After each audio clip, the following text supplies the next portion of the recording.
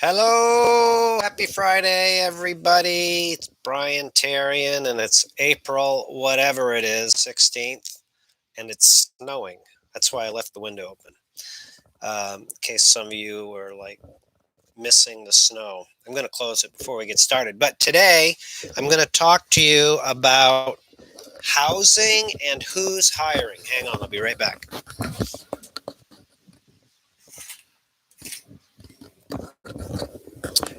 And then any other straggling questions that come in that are of interest. And I'm bringing this up because we held a live event this week for all of you that attended. I hope you enjoyed it, and the replay will be out soon. That was all about Social Security disability benefits in 2021. So stay tuned for the replay. And there was a lot of questions about housing, affordable housing. How do I find housing? I need to move. Where do I go? That type of stuff. So we're going to talk about that. And then we're going to talk about who's hiring. So housing and hiring are what's on today's topic. So for housing, I've been doing this for 16 years, and it's like the most difficult solution is to find affordable housing in safe neighborhoods on a disability budget. Typically, people have bad credit and like $2 in their pocket. Like, how do you do that, right? So, there are a few ways that have worked. The traditional low income housing route is really something that is going to test your patience, but will pay off. Um, and the first bit of advice that I have for somebody that is moving from A to B or wants to move is to come up with a solid plan. And that plan is like, where do you want to move? What do you have for a budget? In your budget, like what other criteria are there? Like, will your mobility allow you to live on the third floor, or do you need to be on the first floor? Are there certain areas that you don't want to be around? Do you need to be by public transportation? Create this list.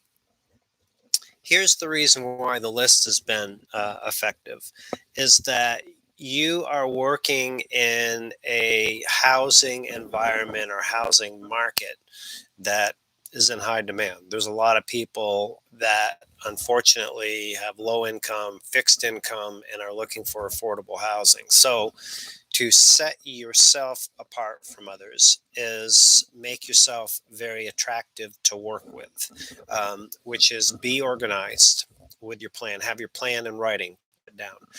So you think about it this way: if you call in to somebody and you're welcome, Troy. If you call in to a housing organization and say, well, you know what, I want to move, they're going to start asking you questions. Where do you want to go? I don't know. How much you have to spend? I'm not quite sure. Right. So that, one other thing, like the layout of your housing. You want a 2 bedroom, 1 bedroom? Do you need to have accessibility modifications in there? You know, anything like that you need. Like if you're using a chair, will it work with a door structure? Things like that. Get your plan together. So then the next thing is, let me look for some water here. Is to have uh, with your plan is then go shop your plan. And here at the Disability Digest, if we were to talk to you on the phone and you're a member, have one of our free memberships, which if you don't, we encourage you to join. Of course, I'll tell you more about that later. Is we would look for organizations in your area that you can bring your plan to. Housing organizations that help with housing, that know the low cost, affordable housing options in your area. And then they would direct you to that. Now, you can go to the government agencies for HUD. Those have not been going directly to them. I just haven't heard from members that it's been effective. So, um, If you're going to do this on your own, then the only thing I can suggest without a member, your local Center for Independent Living, housing, affordable housing organizations in your area, and take your plan and then shop it accordingly. So, commonly people need to have some extra money, or would like some extra money to move into their household. And of course, we would be glad to work with you to see what possibilities there are for you. Sometimes people are paying for things that they should not have to be paying for, or there's different benefits available in areas that can help you free up some cash that you could use for housing, even if it's $40 or $50 a month. That's pretty common that we can help you loosen up that amount of money. So that's the second part of the housing piece. Now, the next idea I have for you, which is still with a plan, is to consider a home share environment. Now, this could work two ways. First example is, let's say you have a home, you're living in a home, but because of your job situation and your health, then now you're on a fixed income, or you don't have your income yet because you're trying to get approved, then you want to stay in your home. So what do? So there's housing organizations called home share organizations out there where you can rent out a room or a part of your house, depends how your house is structured. And this could provide you income and some assistance with your housing needs.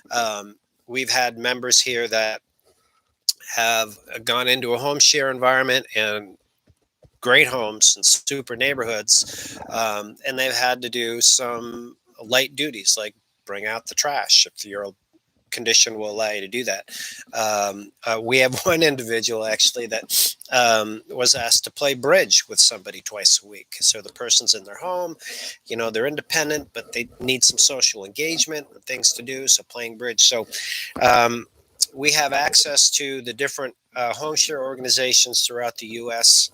Here at the Disability Digest. If you want to do that on your own, just go out and look at home share. You submit an application. They're going to screen you, of course, have your criteria set up. And also, in addition to that, for the home share environment, you want to have things that you are willing to barter with, like what you could do, what you could not do. Maybe you can do transportation, which could be an attractive feature. So that's it. So the other side of it is you're looking to go into a home. You're somebody who is in a home share environment might work for you. So you go to the home share organization and you say, I'm looking for this type of place in this area. The first part that I mentioned is you have a home, you go to a home share organization, say, I have an empty room or a section of my house or a guest room or an in-law apartment, and I want to offer that up. Okay, so those are the two different ways that you can use a home share environment. I've had people that have been living in home shares for $300-400 a month, right? That's pretty attractive if you get the right place. Okay, next, who's hiring? Lots of people inquiring about jobs and what's going on. And actually, I know this is likely the best time for disability recipients to um, get in a situation where you can supplement your income. In the webinar this week, I went through and I talked about like what are the top 10 ways that I see that people are doing things on their own. And that's also going to be coming back out here in the replay. But a lot of people are doing things on their own, like Uber driving, lawn mowing businesses, babysitting, different creative home-based businesses, cake baking, uh, different what's the other one? Grubhub. They drive for Grubhub. So of course, some of those need a car. You need a lawnmower or a skill set to do that. But take a look at what it is that you can do on your own, and then build upon that. A lot of people have found opportunities to do that, but that's not hiring. That's creating your own job. But what I'm referencing is the business environment and workplace that's out there right now is looking for home-based people at a higher level, than they have in the past because of what's gone on with COVID. And also, as a spin-off from COVID, companies have become more receptive to the home-based environment, which is where most of our members here at the Disability Digest and the audience out here on social media, where you're at and where you'd prefer to be at. So the jobs and the job seekers are there. We're partnered with companies like NTI that work only at putting people back to work, that have limitations, or on disability, or on SSI and didn't work enough to get on disability. That's all they do. And they're aggressively looking for people. They'll train you, they'll put you to work in a home based environment. So that is all there for you. So the demand is there, and the companies are there, and there's other companies that have opened up, in this space of looking for individuals to put back to work. So that's all there. Now, who's hiring? What these companies typically do is they'll go out and get large contracts with companies and do their service work for them, for example. So a company like NTI has contracts with major pharmaceutical companies, roadside assistance, Amazon. They may not have all these at one time, IRS. So some of the work that you would be doing is taking inbound calls and inquiries from maybe somebody's car broke down and they're out somewhere and they're calling roadside assistance, and you're the one that's helping them. So there's a lot of opportunity there. Where I've seen a bit of a glitch is the connection between the demand for the workers, the worker availability, and the piece in the middle, which is likely you, the members, where individuals have been out of work for a while, or maybe they don't have the skill set that's required to be at home and work.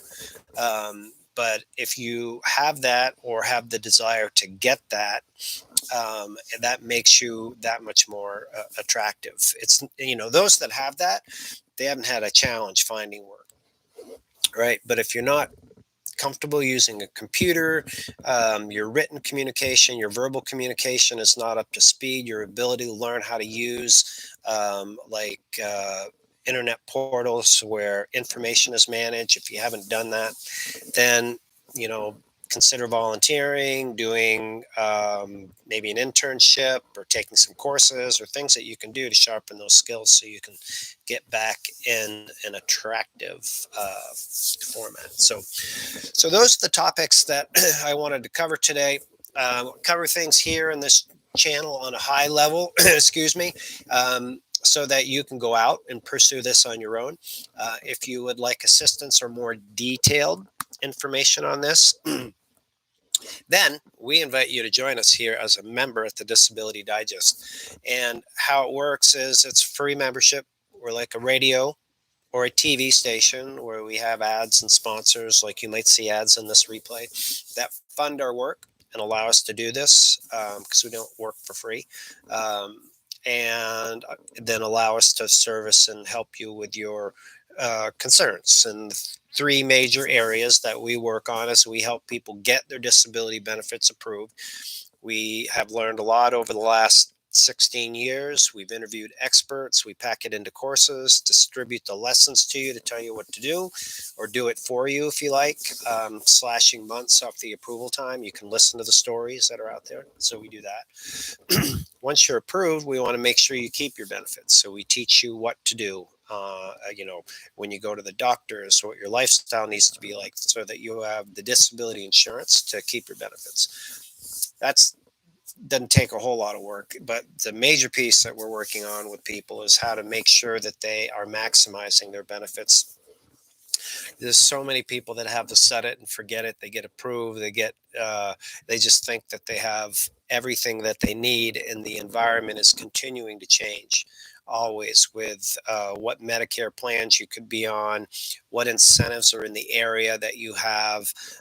So we offer benefit reviews to people, and we review their benefits, see if we can find ways to save money, maximize their benefits. So that's all a free service here. So invite you to join us as a member. If you're a member and something has come up in your life that changes, which it typically does with somebody that's on disability benefits, then just reply to the email or email that you may be receiving from us, or support at the Disability Digest is how you can contact us for more information. So if you're in the Northeast today, enjoy the snowstorm. Hopefully it is the last. I am a snow fan, but enough is enough, man. And stay tuned. We try to make it here every Friday. We appreciate your attention. If you like the work that we do, give it a shout out, share the video, help make a difference. Make it a great day. Be well, everybody. Thanks.